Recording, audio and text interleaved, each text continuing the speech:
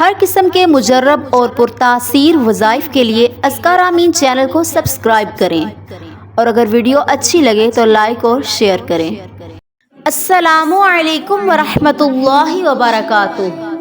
کوئی بھی چیز چوری ہو جائے تو اس کے لیے وظیفہ۔ بعض اوقات انسان کے گھر سے چوری ہو جاتی ہے۔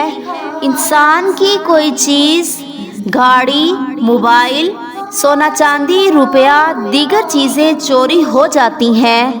لوگ کسی پیر فقیر کے پاس جاتے ہیں اور کہتے ہیں کہ آپ ہمیں حساب کر کے بتائیں کہ چور کون ہے، چوری کس نے کی ہے۔ پہلی بات ذہن نشین کر لیں، اس کا خاص وظیفہ میں آپ کو بتا رہی ہوں۔ آپ کو خود نظر آ جائے گا کہ چور کون ہے۔ دوسرا، اس عمل کی وجہ سے آپ کو چوری شدہ چیز واپس ملے گی، اور چور حد درجہ زیادہ پریشان، بیمار ہوگا۔ اور تیسری اہم بات ذہن نشین کر لیں کہ علم غیب اللہ کے علاوہ کوئی نہیں جانتا۔ کوئی عامل آپ کو کہے کہ میں چوری کا یا چور کا بتا سکتا ہوں تو آپ یقین کر لیں کہ یہ ایک عارضی بہکاوا ہے، یہ جھوٹ بول رہا ہے، اس لیے کہ یہ چیزیں علم کے ذریعے آپ نہیں بتا سکتے۔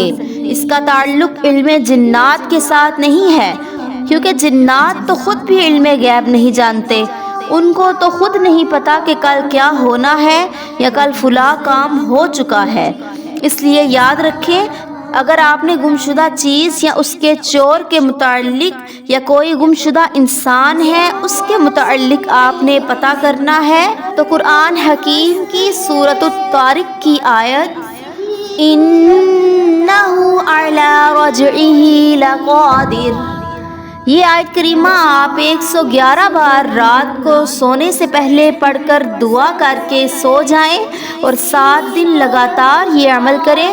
آپ کو خواب میں بندہ بھی نظر آ جائے گا اور انشاءاللہ تعالی وہ بے قرار ہوگا۔ آپ کی چوری کی چیز وصول بھی ہوگی، اور جس نے چوری کی ہے وہ حد درجے گرفت میں بھی آ جائے گا، عجیب مرض کے اندر مبتلا ہو جائے گا، اور وہ اللہ اور بندوں کی پکڑ میں بھی آ جائے گا۔